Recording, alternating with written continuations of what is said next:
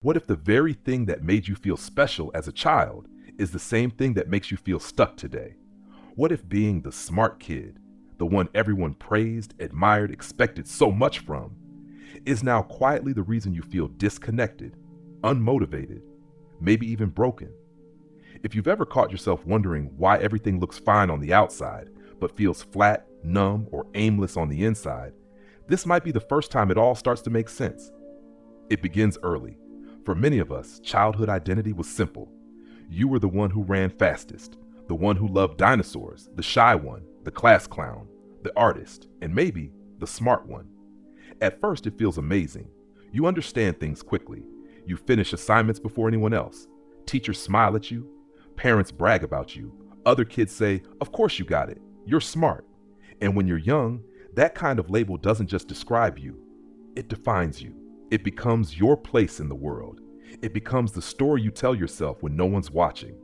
I'm not just okay, I'm gifted. I'm not average, I'm exceptional. But here's where the trap begins. Being called smart isn't praise for effort, it's praise for ease. You were applauded not for how hard you tried, but for how little you needed to. And you learned subtly that the less effort something took, the more impressive it was. This created something psychologists call a fixed mindset, a belief, often unconscious, that if you're really smart, things should always come naturally. So when they don't, when you struggle, when you hesitate, when you get something wrong, it doesn't just feel like failure. It feels like exposure, like evidence that maybe you were never that smart to begin with. So you start playing it safe. You avoid raising your hand unless you're 100% sure of the answer. You only go after things you're confident you'll excel at. You quietly walk away from challenges, risks, or creative pursuits, not because you don't want to do them, but because the idea of not being instantly good at them feels threatening, painful even. And over time, something strange happens. Your world starts to shrink. You stay in your lane. You do what you're already good at. You stop exploring. You stop experimenting. You stop growing. Meanwhile, the people around you, the ones who weren't labeled gifted, they keep stumbling forward. They try, fail, adjust, laugh, try again. They get comfortable being uncomfortable. They develop grit. And while you may still look ahead on paper, emotionally and socially, you start to feel behind. But here's what hurts the most. You can't explain why. You know you're capable. You know you're not lazy. But every time you try to start something new, something inside resists. You stall. You procrastinate. You overthink. And you judge yourself for it.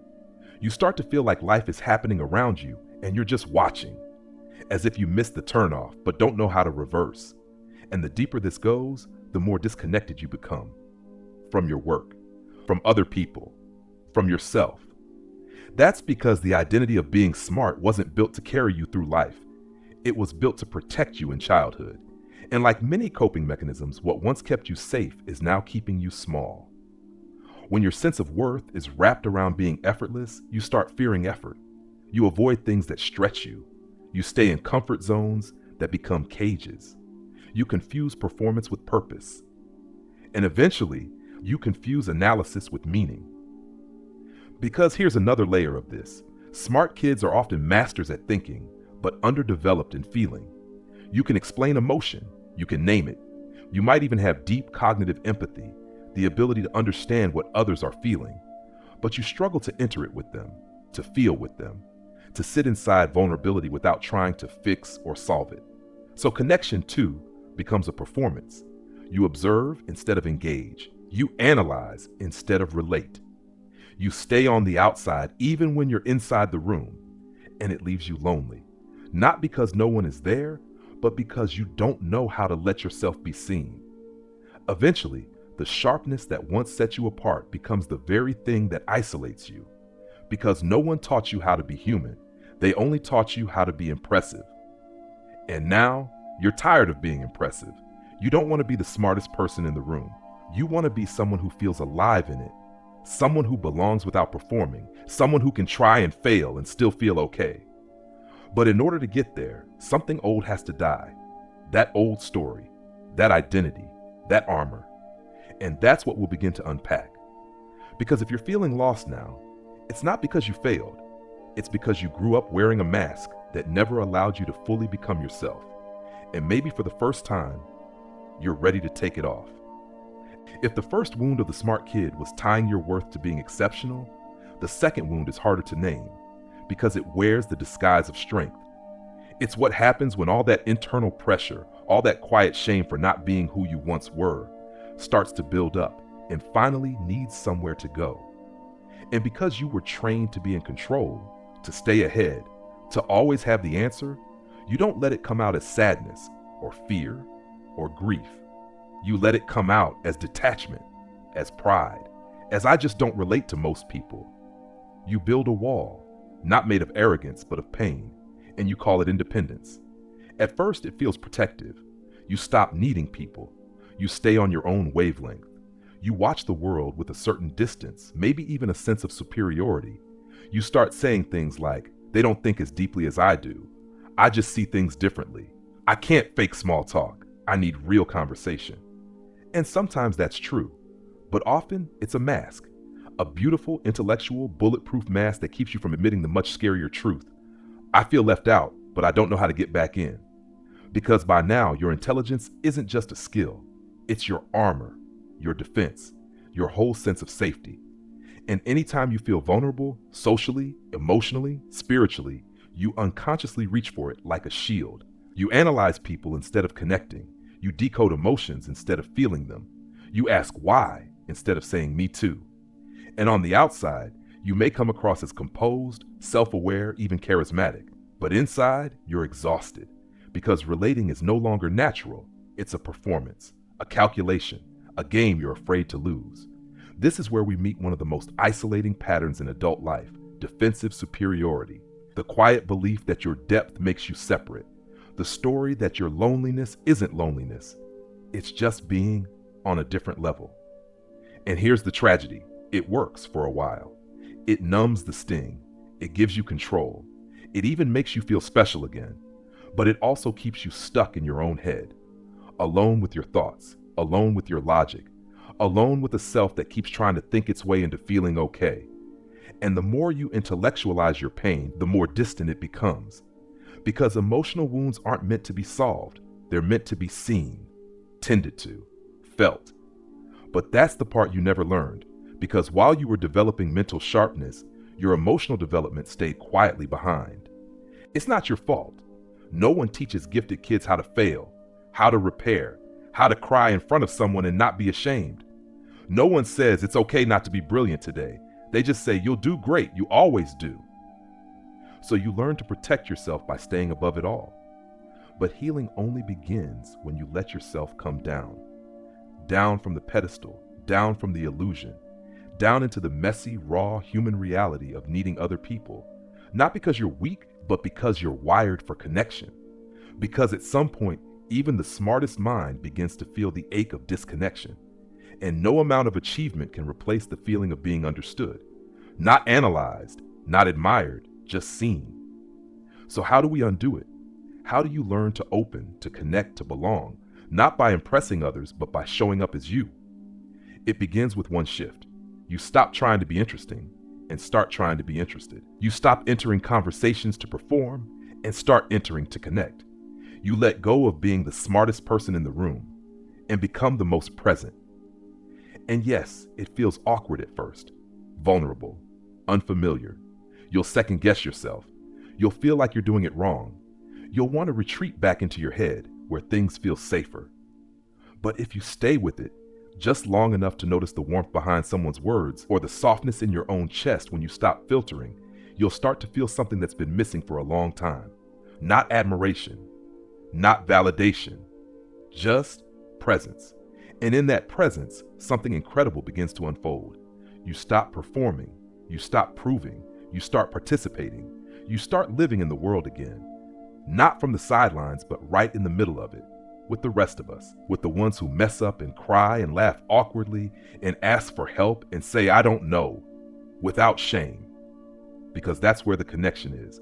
And more than being smart, you are always meant to feel connected. There comes a moment, often in silence, when the illusion finally cracks. It's not dramatic, no one claps, no music plays.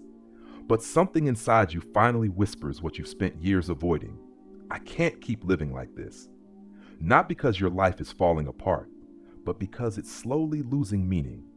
You go through the motions, you nod in the right places, you do your job, pay your bills, smile at people who think you've got it all together. But deep down, you feel like a ghost inside your own success story. And no matter how many books you read, ideas you analyze, plans you make, nothing touches the part of you that just wants to feel alive again. And so it begins. Not the reinvention, not the transformation, but the simplest, hardest thing, the unraveling, the slow undoing of the story. The one that told you, you are smart, you are better, you are your potential. The one that quietly taught you to measure your worth by how well you performed, how fast you understood, how effortless it looked. And you begin to see that this identity, the smart kid, was never a home. It was a mask. And the longer you wore it, the more you forgot what your real face looked like. So now what you need is not to upgrade the mask, not to become a more successful, polished, socially adept version of your old self, but to let the whole thing fall away. That's the work. Not fixing, but releasing. Not achieving, but allowing. Not proving, but becoming. You start by dropping the question, what will make me look impressive? And replace it with what will help me grow, even if no one sees it. You stop asking, how can I stay ahead? And start wondering, where do I need to begin again? You stop trying to be excellent and start daring to be in process. You try things you might fail at. You raise your hand even when you're unsure. You take a class in something you've never done. You let yourself be a beginner, clumsy, confused, unpolished. And it feels humiliating at first because the old you, the smart kid, still watches from the corner, arms crossed, whispering, "This is beneath you. You should already know this. You're better than this." But the voice that matters now isn't that one. It's the one that says, keep going. You're not broken. You're becoming. Because here's the truth. Growth is always humbling, always messy, always human. And what you missed in all the years of being exceptional was the sacredness of being ordinary, of learning slowly, of not knowing, of being one of many, of asking for help, of failing publicly and showing up again anyway. That's not weakness. That's maturity. That's the kind of strength that no test score can measure. And yes, it's terrifying to step out without the identity you've relied on for so long. But the cost of clinging to it is far worse, because you'll never feel whole trying to live through a label. You'll never feel peace chasing the high of being gifted. You'll never feel connected while hiding behind performance. So what do? You build a new foundation, not on being smart, but on being willing. Willing to try, willing to be seen, willing to not have it all together. Willing to let your value come not from talent, but from truth. That truth is simple. You're not here to impress the world. You're here to experience it. And you're allowed to do it imperfectly. You're allowed to ask questions you don't know the answer to. You're allowed to admit you feel lost. You're allowed to struggle with things that should be easy. You're allowed to be human first, brilliant second. And when you live that way, something strange begins to happen. The anxiety starts to soften. The pressure starts to lift. The constant mental simulation starts to quiet down. Because you're not trying to earn your existence anymore. You're inhabiting it. You're not trying to solve yourself. You're starting to listen. Not to the voice that says, be more, but to the one that whispers, you are already enough. And for maybe the first time in years, you start to believe it. There's a quiet moment that happens after the unraveling, after the mask slips off, after the dust settles from all the identities you spent years trying to uphold. It doesn't look like triumph. It doesn't come with fireworks.